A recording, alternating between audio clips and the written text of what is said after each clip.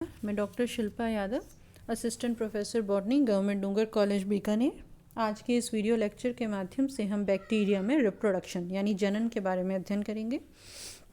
Bacteria में जो reproduction है वो बेसिकली एसेक्सुअल प्रकार का, मतलब मोस्टली एसेक्सुअल प्रकार का ही होता है। अलैंगिक विधियों से ही जीवाणुओं में जनन मुख्यतः होता है।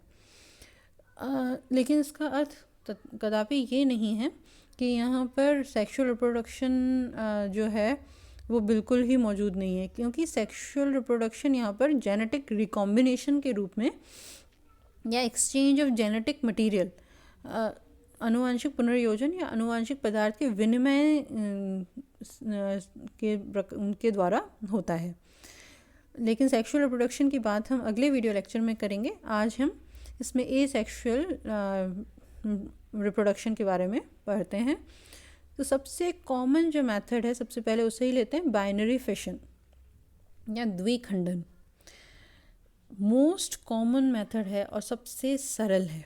ठीक है, यहाँ पर सबसे पहला चीज़ क्या है, जब भी एनवायरमेंटल कंडीशंस फेवरेबल होंगी, वातावरणीय दशाएं जब अनुकूल होंगी, तब बाइनरी फिशन होगा। बाइनरी फिशन 4 स्टेप्स में पूरा होता है। सबसे पहले यहाँ पर क्या होगा, replication of DNA. DNA replicate करेगा। रेप्लिकेशन ऑफ डीएनए के बाद सेकंड स्टेप है सेल की growth of cell. Third step है सेग्रीगेशन ऑफ डीएनए। और फोर्थ स्टेप जो है वो है स्प्लिटिंग ऑफ सेल। ये 4 स्टेप्स में ये प्रोसेस कंप्लीट होता है। तो ये डायग्राम देखिए, सबसे पहले क्या होगा कि बैक्टीरिया का रेप्लिकेशन होकर और जो न्यूक्लियस है वो अब दो न्यूक्लियस में मौजूद है। न्यूक्लियस तो यहाँ मौजूद ही नहीं होता, खैर जो न्यूक्लियाइड है वो अब 2 बन जाएंगे। न्यूक्लियाइड 2 बनने के साथ में अब नेक्स्ट स्टेप में देखिए, अब सेकेंड जो डायग्राम है, अब जो सेल जो है वो अपने साइज़ को इंक्रीज़ करेगी। सेल अपना साइज़ इंक्रीज़ करेगी ताकि जो भी मटेरियल उसमें है वो सब डबल हो जाए। अब सेल के क्या हो गया, cell surface to volume ratio है वो डिस्टर्ब हो गया। क्या डिस्टर्ब हो गया, cell surface to volume ratio. अब सेल को वो इक्वल करना है। तो अब ऐसी कंडीशन में क्या होगा, दोनों न्यूक्लियोइड्स जो हैं दोनों पोल्स की तरफ मूव करने लगेंगे और उनके मूवमेंट के साथ साथ जो भी सेल्यूलर मटेरियल है वो आधा आधा डिस्ट्रीब्यूट हो जाएगा दोनों तरफ। और इस समय जो थर्ड स्टेप है यहाँ वो देखिए, यहाँ पे कॉन्स्ट्रिक्शन या संकीर्णन हमारे को दिखाई देने लगता है। ये जो संकीर्णन है वो ऊपर से स्टार्ट होगा। ज़्यादातर कहाँ से स्टार्ट होता है, जहाँ मीजोसोम मौजूद होते हैं। ठीक है, तो मीजोसोम जहाँ से मौजूद होंगे वहाँ से संकीर्णन या कॉन्स्ट्रिक्शन स्टार्ट होगा और धीरे धीरे वो कम्प्लीटली बंद हो जाएगी और 2 डॉटर सेल्स को बना लेगी। ठीक है, अब ये जो प्रोसेस है इसको हम माइटोसिस नहीं कहते, ए माइटोटिक प्रोसेस कहते हैं। Binary fission is a A mitotic process. ठीक है, क्यों है ये ए माइटोटिक, क्योंकि यहाँ पर स्पिंडल फॉर्मेशन नहीं होता, तुर्क निर्माण यहाँ पर नहीं होता। ये बात आपको याद रखनी है। और बाइनरी फिशन से जो लास्ट और सबसे इम्पॉर्टेंट पॉइंट है वो ये है कि यहाँ पर बहुत रैपिड डिवीजन हो रहा है। कैसे, देखिए, फर्स्ट डिवीजन होगा तो एक सेल से 2 सेल्स बनेंगी, लेकिन सेकंड डिवीजन होते अब कितनी बनेंगे, 4, क्योंकि दोनों सेल्स रेप्लिकेट करेंगे एक साथ। और इसी तरीके से 2 से फिर उसके बाद 4 और 4 से 8, 8 से 16। इस तरीके से ये जो है एक बार जो बाइनरी फिशन होता है उसके अंदर हमारे को लगभग लगते हैं 15 to 20 मिनट्स। और उसके बाद जो है वो रैपिड स्पीड से डिवाइड करते हुए 6 आवर्स के अंदर देखिए, सिंगल को बनने में तो लगा 20 to 30 मिनट्स, है ना, 15 to 20 मिनिमम मिनट्स लगे, लेकिन 6 आवर्स के अंदर यहाँ पर 2,50,000 सेल्स बन जाती हैं। तो कितना रैपिड डिवीजन यहाँ पर हो रहा है, आप ये देखिए। तो ये रैपिड डिवीजन को रोकना तो पड़ेगा। तो यहाँ पर जो रोकने का कारण या लिमिटिंग फैक्टर या सीमाकारी कारक है वो है भोजन, फूड, न्यूट्रिशन। जब न्यूट्रिशन ज़्यादा हो जाता है, न्यूट्रिशन की जो कमी होएगी उसकी वजह से क्या होगा, अब बाइनरी फिशन जो है वो रुकेगा, वो उसके लिए लिमिटिंग फैक्टर बन जाएगा फूड। ठीक है, तो ये है binary fission, simplest and most common mode of reproduction in bacteria. अगला जो है वो बडिंग। बडिंग के बारे में हमने यीस्ट में सुना होगा, यीस्ट बड बनाती है। तो बडिंग जो है वो बैक्टीरिया में भी होती है, मुकुलन जो है वो बैक्टीरिया में भी होती है। Bacterial cells give out cytoplasm filled out growths which are called buds. जीवाणु कोशिकाओं में अनेक उद्धर्व निकलते हैं जिनमें कोशिका द्रव्य व अन्य कोशिकांग आ जाते हैं। ये उद्धर्व जो हैं ये क्या कहलाते हैं, मुकुल या बड्स कहलाते हैं।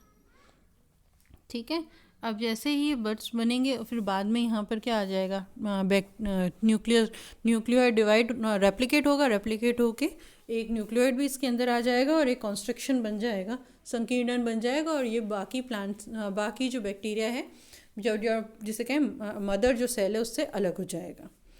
तो काम तो वही हो रहा है ना, बाइनरी फिशन के अंदर को द्विखंडन कह रहे हैं और यहाँ पर एक कॉन्स्ट्रक्शन बन रहा है ऊपर उद्धर्व के साथ, तो फिर हम उसको बडिंग कह रहे हैं। क्यों? तो इसका मेन डिफरेंस हम देखते हैं। बडिंग के अंदर जो सेल सिमेट्री है वो मेंटेन्ड नहीं रहती, जबकि बाइनरी फिशन के अंदर सेल सिमेट्री मेंटेन होती है थ्रू आउट द प्रोसेस। ठीक है, उसके बाद जो सेल वॉल के कंपोनेंट्स हैं, जो सेल वॉल बन रही है अब बड में, उसके अंदर न्यू सेल वॉल ही बन रही है ना। लेकिन बाइनरी फिशन के अंदर cell wall components are equally divided into 2 daughter cells. Mother cell की आइडेंटिटी वैसी की वैसी ही है, लेकिन बाइनरी फिशन के अंदर मदर सेल तो खुद ही 2 में बन गई ना, तो मदर सेल तो कुछ बची नहीं, बस 2 डॉटर सेल्स ही हैं, तो मदर सेल लूजेस आइडेंटिटी। और बडिंग के अंदर प्रिमिटिव एजिंग होती है, ऐसा बाइनरी फिशन में तो है ही नहीं, क्योंकि पहला बचा ही नहीं। जब मदर सेल बची नहीं तो उसकी एजिंग कैसे होगी, है ना। अब इसके अलावा देखिए कि किन किन में ये मौजूद होता है। ये हाइफोमाइक्रोबियम वल्गेयर में, रोडोमाइक्रोबियम वेनियलिया में, इनके और बाकी एग्जांपल्स भी मैंने आपको दिए हैं, हाइफोमोनास में, पेडोमाइक्रोबियम, इन सब में बडिंग देखने को मिलती है। ये सब बैक्टीरिया में बडिंग देखने को मिलती है। तो आपसे ये पूछा जा सकता है बडिंग और बाइनरी फिशन में क्या डिफरेंस है, तो आप बता सकते हैं, और बडिंग क्या होती है ये भी आप बताएंगे। अब है कोनिडिया। कोनिडिया फंगस में काफ़ी बार आपको बताया है। क्या है कोनिडिया? कोनिडिया जो फिलामेंट है उसके ऊपर जो छोटे छोटे से स्पोर्स बनते हैं उनको हम कोनिडिया कहते हैं। तो ये फिलामेंटस बैक्टीरिया, जो तंतुमय बैक्टीरिया है उसके अंदर ही कोनिडिया बनते हैं। Small chain of spore like conidia occurs at the tip of the filament. और जंतु के ऊपर जो स्मॉल चेन बनेगी कोनिडिया की, वो फिलामेंट क्या कहलाएगा? वो कहलाएगा कोनिडियोफोर। कोनिडिया कैसे बनेंगे? ट्रांसवर्स वॉल बनती जाएगी, वही सिमिलर बैक्टीरिया फंगस जैसा प्रोसीजर है, लेकिन फंगस यूकैरियोटिक सेल है और ये क्या है? प्रोकैरियोटिक सेल है। तो एक ट्रांसवर्स वॉल बनती जाएगी, छोटे छोटे कोनिडिया बनेंगे, और फिलामेंट के ऊपर जितने भी कोनिडिया बनेंगे सभी नए सेल को जनरेट कर सकते हैं। ठीक है, अब आता है नेक्स्ट, वो है सिस्ट। सिस्ट क्या होता है? सिस्ट एक डिस्टिंक्टिव रेस्टिंग सेल है, और एंडोस्पोर भी एक वैसा ही प्रोसीजर है। तो एंडोस्पोर और सिस्ट में क्या अंतर है ये भी देखेंगे हम बाद में। रेजिस्टेंट टू डेसिकेशन है बट नॉट हीट, जबकि एंडोस्पोर हीट से भी रेजिस्टेंट होता है। पूरे के पूरे सेल के contents, entire cell contents are involve in formation of cyst, और it is formed by deposition of additional layers around the existing cell wall. ठीक है, अब सिस्ट और एंडोस्पोर में क्या डिफरेंस है, इन्हीं पॉइंट से आप देख लीजिए। दोनों रेस्टिंग सेल्स हैं, ठीक है, पर सेकंड जो पॉइंट है वो देखिए कि सेल वॉल जो है, मतलब बैक्टीरिया जो पूरा का पूरा है ना, पूरा का पूरा बैक्टीरिया के बाहर और मोटी सेल वॉल के बाहर और मोटी परतें बनती जाती हैं, लेयर्स बनती जाती हैं, और उससे सिस्ट बनता है। ठीक है, जबकि एंडोस्पोर में एंटायर कंटेंट यूज़ नहीं आता, और जो बैक्टीरिया, अब एंटायर कंटेंट यूज़ नहीं आ रहा, तो जो बन रहा है एंडोस्पोर उसके बाहर ही परतें बनेंगी, पूरे बैक्टीरिया के बाहर नहीं बनेगी। तो इन 2 पॉइंट्स को समझ लिया। नेक्स्ट, ये सिर्फ और सिर्फ डेसिकेशन, मतलब पानी की कमी जो होगी ना, ड्रॉट कंडीशंस, उससे प्रिजर्व रहते हैं सिस्ट, हीट से नहीं रहते, जबकि एंडोस्पोर हीट से भी रेजिस्टेंट होते हैं। एग्जाम्पल, अज़ोटोबैक्टर। अब आ जाते हैं हम एंडोस्पोर पर या अंतः बीजाणु पर। ये इंट्रासेल्यूलर रेस्टिंग स्पोर है, प्रतिकूल परिस्थितियों में बनता है, अनफेवरेबल कंडीशंस में।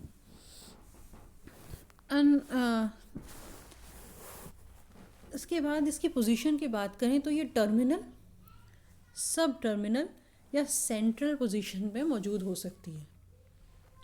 कैसे हो सकती है? बिल्कुल एंड पर जो होगी तो उसे टर्मिनल कहेंगे, एंड से थोड़ा सा नीचे हो तो सब टर्मिनल, और अगर बीचों बीच में हो तो उसे क्या कहेंगे? सेंट्रल कहेंगे। सेल का सिर्फ एक पार्ट यूटिलाइज होता है एंडोस्पोर फॉर्मेशन में, अभी 2 मिनट पहले आपको बताया डिफरेंस में, और ज़्यादातर ये ग्राम पॉजिटिव वेसिलाई में बनते हैं, ग्राम पॉजिटिव दंडाणुओं में ये बनते हैं। इसके अलावा कुछ कोकस और स्पाइरला में बनते हैं, जैसे सार्सिना लुटिया, सार्सिना यूरियाई, डाइसल्फो वाइब्रियो, डी सल्फ्यूरिकेंस, इनके अंदर भी एंडोस्पोर बनते हैं। ठीक है। एंडोस्पोर ज़्यादातर सॉइल बोर्न बैक्टीरिया में बनते हैं। अगर ये पैथोजेनिक बैक्टीरिया में बने, रोगजनक जीवाणु में बने, तो डिजीज़ जो है वो टॉक्सिन सिक्रीशन के द्वारा करते हैं, ये टॉक्सिन सिक्रीट करके ही डिजीज़ करते हैं। तो ये दोनों पॉइंट्स आपको अभी थोड़ी देर पहले इससे पहले वाला जो लेक्चर था, ग्राम पॉजिटिव और ग्राम नेगेटिव का डिफरेंस, उसमें बताया था कि ग्राम पॉजिटिव बैक्टीरिया एंडोस्पोर बनाता है और ग्राम पॉजिटिव बैक्टीरिया एक्सोटॉक्सिन्स बनाता है। ठीक है, तो ये दोनों बातें आपको यहाँ पर भी रिलेट हो रही होंगी। अब हम बात करते हैं फॉर्मेशन ऑफ एंडोस्पोर की। कैसे बनता है एंडोस्पोर? एंडोस्पोर फॉर्मेशन में जो फर्स्ट स्टेप है वो है फॉर्मेशन ऑफ एक्सियल फिलामेंट। देखिए, जो ए स्टेप में देखिए कि एक न्यूक्लियस जो है ना, एक न्यूक्लियोइड 2 में डिवाइड हो चुका है। 2 में डिवाइड होने के बाद इन दोनों जो एक दूसरे से मिल रहे हैं उसे हम क्या कहते हैं? एक्सियल फिलामेंट कहते हैं। उसे हम क्या कहते हैं? Axial filament, axial chromatin thread. अब एक्सियल फिलामेंट बनने के बाद क्या होगा? एक तरफ इनिशिएशन ऑफ ट्रांसवर्स सेप्टम होएगा। क्या होगा? Initiation of transverse septum. जैसे ही ट्रांसवर्स सेप्टम बनने लगेगा और तो एक्सियल फिलामेंट जो है वो टूट जाएगा। ठीक है, अब क्या होगा? जो छोटी सेल है और एक बड़ी सेल बन जाएगी। छोटी सेल जो बनेगी वो स्पोर प्राइमोडियम का काम करेगी। किसका काम करेगी? Spore primordium. ठीक है, बीजाणु आद्यक। अब ये जो बीजाणु आद्यक है, धीरे धीरे इसका साइज इंक्रीज होगा। ठीक है, देखिए सी के बाद, सी में तो ट्रांसफर सेप्टम बन रहा है, देखो बी में बन रहा है एक्सियल फिलामेंट, सी में बन रहा है ट्रांसफर सेप्टम स्टार्ट हुआ, इनिशिएट हुआ, और जो डी डायग्राम है उसमें स्पोर प्राइमोडियम बन गया है, बीजाणु अध्यक बन गया है। अब ये बीजाणु अध्यक क्या करेगा? आकार में बड़ा होगा, साइज इंक्रीज होगी इसकी, और इसमें लिपोप्रोटीन्स एकत्र होने लगेंगे। अब लिपोप्रोटीन इकट्ठे होने से ये कैसा हो जाएगा? ओपेक। कैसा हो जाएगा? अपार्य हो जाएगा। जैसे ही अपार्य हो जाएगा तब क्या होगा कि जो इसके बाहर में स्पोर वॉल का सिक्रीशन स्टार्ट हो जाएगा। ठीक है, क्या स्टार्ट हो जाएगा? स्पोर वॉल का सिक्रीशन। सबसे पहले ये अपने बाहर कॉर्टेक्स बनाएगा, फिर ये स्पोर कोट बनाएगा, और फिर उसके बाद बाहर बना लेगा एक्सोस्पोरियम। जैसे यहाँ पे एक्सोस्पोरियम बन जाएगा, जैसे कि जी डायग्राम में आपको दिख रहा है, तो ये यहाँ पे इसका क्या हो जाएगा? ऑटोलाइसिस। अब इस ऑटोलाइसिस के होते ही एंडोस्पोर लिबरेट हो जाएगा, आत्मलयन हो जाएगा कोशिका का, और बीजाणु अंतः बीजाणु मुक्त हो जाएगा। तो ये बड़ी सरल प्रक्रिया है एंडोस्पोर फॉर्मेशन की। अब हम एंडोस्पोर का स्ट्रक्चर देखें तो पहला जो चित्र है वो तो जो सेल है उसके अंदर एंडोस्पोर को दिखा रहा है, और सेकंड जो डायग्राम है वो एक रिलीज्ड या लिबरेटेड एंडोस्पोर का डायग्राम है। ये जो एंडोस्पोर है, देखिए सबसे पहले देखिए इसमें जो कोर है, क्रोड जिसे कहते हैं, उसके केंद्रीय भाग में क्या है, जीव द्रव्यक मौजूद है, प्रोटोप्लास्ट मौजूद है। ये जो प्रोटोप्लास्ट है इसके अंदर क्या क्या मौजूद है, डीएनए, टीआरएनए, राइबोसोम, एंजाइम और एसेसरी फैक्टर्स। इसमें वाटर बहुत ही लेस क्वांटिटी में मौजूद होता है और प्रोटीन्स की मात्रा जो है वो बहुत ज़्यादा होती है। उसके आगे उसके बाद क्या है, एक थिन मेम्ब्रेन है, कोर मेम्ब्रेन जिसे हम कह रहे हैं। ये जो कोर मेम्ब्रेन है इसे जर्म सेल मेम्ब्रेन या इनर मेम्ब्रेन भी कहते हैं, क्रोड कला कहते हैं, जनन कोशिका कला या अंतः कला। ठीक है, तो इसके बाद मेम्ब्रेन के बाहर क्या मौजूद है, कॉर्टेक्स। कॉर्टेक्स कैसा, मल्टी लेयर, बहुस्तरीय। ये जो कॉर्टेक्स है ये 2 लेयर्स के अंदर मौजूद होता है। ठीक है, स्पोर कोट है ना, 2 लेयर्स हैं, इनर कोट और आउटर कोट, अंतःचोल और बाह्यचोल। इस अंतःचोल और बाह्यचोल जो स्पोर कोट बन गया उसके बाहर मौजूद है एक्सोस्पोरियम। ठीक है, एक्सोस्पोरियम या जिसे कहते हैं बीजाणु बहिचोल। अब इसके अंदर हम बात करें कि ये तो आपने डायग्राम याद करना है, क्या करना है, बीच में कोर है, कोर के बाहर कोर मेम्ब्रेन है जिसे हम core membrane, germ cell membrane या इनर मेम्ब्रेन भी कहते हैं, क्रोड कला, जनन कोशिका कला और अंतः कला भी कहते हैं। उसके बाहर जो मौजूद है उसे हम क्या कहते हैं, कॉर्टेक्स। कॉर्टेक्स 2 पार्ट्स में डिवाइडेड है, इनर कोट और आउटर कोट। इनर कोट और आउटर कोट के बाहर क्या है, एक एक्सोस्पोरियम है, बीजाणु बहिचोल मौजूद है। जो सेल है वो स्पोर कोट के अंदर अपने 80% प्रोटीन्स मौजूद होते हैं। स्पोर कोट जो है उसके अंदर 80% of the total spore proteins are present. और इसका ड्राई वेट जो है वो 30 to 60% होता है टोटल एंडोस्पोरियम के। ठीक है, तो स्पोर कोट ही सबसे ज़्यादा इम्पॉर्टेंट है यहाँ पर, जो वो ही सबसे ज़्यादा रेजिस्टेंस प्रोवाइड कर रहा है। ठीक है, अब बात करते हैं इसके जर्मिनेशन की। तो एंडोस्पोर जो है ये इतना रेजिस्टेंट है हीट से, अल्ट्रावायलेट रेज से, आयोनाइजिंग रेडिएशन से, टॉक्सिक केमिकल्स से। ये मतलब लगभग 150 to 170 डिग्री टेम्परेचर्स जो है उसको भी बर्दाश्त कर लेता है। ठीक है, तो ये सारी क्वालिटीज़ इसके अंदर कैसे आ रही हैं।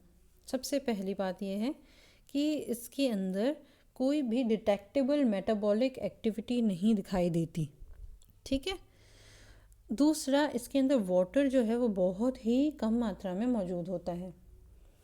थर्ड, इसमें डाइपिकोलोनिक एसिड नाम का एक प्रोटीन मौजूद होता है। कैल्शियम और डाइपिकोलोनिक एसिड की मौजूदगी की वजह से ही एंडोस्पोर जो है वो इतना ज़्यादा रेजिस्टेंट होता है। ठीक है, अब हम बात करते हैं इसकी जर्मिनेशन या अंकुरित होने की। तो जब भी यहाँ पर कंडीशंस फेवरेबल होती हैं, अनुकूल होती हैं, जैसे कि न्यूट्रिशन और ह्यूमिडिटी सफिशिएंट हो, टेम्परेचर उसके लिए सूटेबल हो, तो ऐसे में इसकी मेटाबॉलिक एक्टिविटीज़ फास्ट हो जाती हैं, उपापचयी प्रक्रिया तीव्र हो जाती है। जो स्पोर है वो क्या करता है, वाटर को इम्बाइब करता है, वाटर का अवशोषण करता है पानी, और उसके बाद सेल की जो रिफ्रैक्टिविटी है वो लूज़ हो जाती है।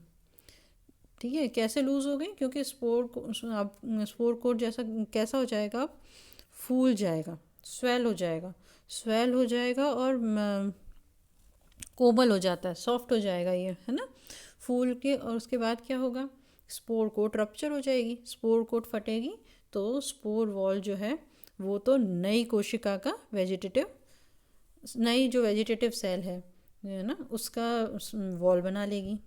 ठीक है, और इस तरीके से ये नया जो एंडोस्पोर ने जो है नई बैक्टीरियल सेल को जनरेट कर देना है। अब यहाँ पर देखिए अब क्या हुआ है, एक एंडोस्पोर था और उससे सिर्फ एक ही बैक्टीरिया बना है। ठीक है, रिप्रोडक्शन में तो क्या होता है, प्रोजेनी इंक्रीज होनी चाहिए, प्रोजेनी बढ़नी चाहिए, लेकिन यहाँ पर प्रोजेनी में इंक्रीज नहीं हो रहा। इसलिए स्पोरुलेशन या एंडोस्पोर फॉर्मेशन को हम प्रोसेस ऑफ मल्टीप्लिकेशन नहीं मान सकते।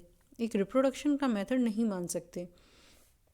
हम इसे मोड ऑफ पेरिनेशन कहते हैं, चिरकालिकता का तरीका है ये, ठीक है। इससे मल्टीप्लिकेशन नहीं हो रहा, संख्या में वृद्धि नहीं हो रही, इसलिए ये सिर्फ और सिर्फ किसका मोड है, मोड ऑफ पेरिनेशन, चिरकालिकता की प्रक्रिया है। तो आपसे एक शॉर्ट क्वेश्चन पूछा जा सकता है कि why is endospore only a mode of perennation. तो आप क्या बताओगे कि जब एंडोस्पोर जर्मिनेट होता है तो वापस सिर्फ एक ही बैक्टीरियल सेल को बनाता है। तो इसका मतलब ये है कि जब हार्श कंडीशंस आई उस समय तो बैक्टीरिया ने एंडोस्पोर बनाया, और जब फेवरेबल कंडीशन आई तो एंडोस्पोर से वापस बैक्टीरियल सेल बन गई। इस वजह से ये एक मल्टीप्लिकेशन का मेथड नहीं हो सकता, क्योंकि संख्या में वृद्धि यहाँ पर नहीं हुई। तो ये मोड ऑफ रिप्रोडक्शन नहीं होकर सिर्फ चिरकालिकता का एक तरीका है, मोड ऑफ पेरिनेशन है, ठीक है। तो यहाँ पर अब हमने एसेक्सुअल रिप्रोडक्शन में क्या क्या बात की है, हमने बात की है द्विखंडन यानी बाइनरी फिशन की, जो सबसे कॉमन मेथड है और जिससे रैपिड मल्टीप्लिकेशन होता है। उसके बाद हमने की बडिंग की बात, बडिंग जो हमें प्रिमिटिव एजिंग के बारे में बताती है, क्योंकि वहाँ पर मदर सेल जो है वो इंटैक्ट रहती है, मदर सेल से डॉटर सेल्स बनती रहती हैं। उसके बाद हमने बात की कोनिडिया की, जिसमें बीजाणु बने, और वो बीजाणु जो हैं पतली भित्ति वाले होते हैं और तंतु में बैक्टीरिया में ही मौजूद होते हैं, फिलामेंटस बैक्टीरिया में ही वो बनते हैं। उसके बाद हमने बात की सिस्ट की। तो सिस्ट जो है वो ड्रेसिकेशन से बचाने वाला बैक्टीरिया की एक प्रक्रिया है, जिसमें सेल के बाहर, कोशिका भित्ति के बाहर और मोटी परतें बन जाती हैं, जिससे वो रेस्टिंग स्पोर की तरह काम में आ जाती है। और सिस्ट के बाद हमने बात की एंडोस्पोर की। एंडोस्पोर काफ़ी इंपॉर्टेंट टॉपिक है, उससे बड़ा क्वेश्चन बनता है। उसमें आपसे पूछा जा सकता है एंडोस्पोर का डायग्राम बताइए, आपसे पूछा जा सकता है एंडोस्पोर क्यों रेजिस्टेंट होता है इतना, तो ये और साथ ही साथ आपसे पूछा जा सकता है एंडोस्पोर फॉर्मेशन का तरीका क्या है।